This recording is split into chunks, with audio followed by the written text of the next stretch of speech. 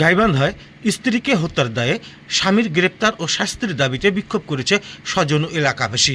বৃহস্পতিবার দুপুরে হরিপুর এলাকাবাসীর আয়োজনে ফুলছড়ি উপজেলার গেটের সামনে কালীরবাজার রোডে এক মানববন্ধন ও বিক্ষোভ মিছিল অনুষ্ঠিত হয়েছে। মিছিলটি উপজেলার বিভিন্ন সড়ক প্রদক্ষিণ করে ফুলছড়ি থানার সামনে গিয়ে শেষ হয়।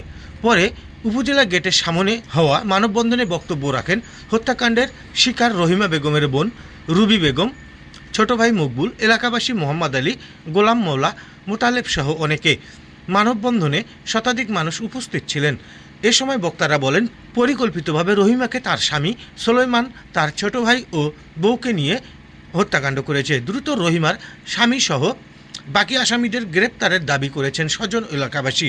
এছাড়া নিহত রহিমার ছোট বোন রুবি অভিযোগ করে বলেন, তার দুই বোন দুই সতীনের নির্যাতনের কারণে গত ডিসেম্বর মাসে ঢাকায় চলে যান।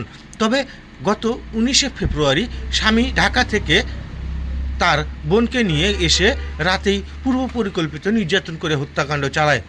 এ ঘটনায় ফুলছড়ি থানায় একটি হত্যা মামলা হয়েছে। আমরা ওদের ঘরে ফাঁসি চাই, আমাদের যেমন জীবনে আমার জীবন কাটিয়ে নিতে, আমরা ওদের ঘরে জীবন ওইরকম করে কেড়ে নিতে চাই। আমাদের বুক যেভাবে খালি করেছে, আমরা ওদের ঘরে জীবন খালি করতে চাই। আমরা যেন আমার বোনের বিচার চাই। আমার পুলিশ কোনো বিচার আমার দিচ্ছে না। আমরা অনেক দুঃখের উপরে আপনাদের জানাচ্ছি। আমাদের টাকা পয়সা নাই দেখে আমরা কি বিচার পাবো না? আমাদের বিচার যেন সবাই মিলে যেন সহযোগিতা করে আমাদের বিচার পেয়ে দেয়।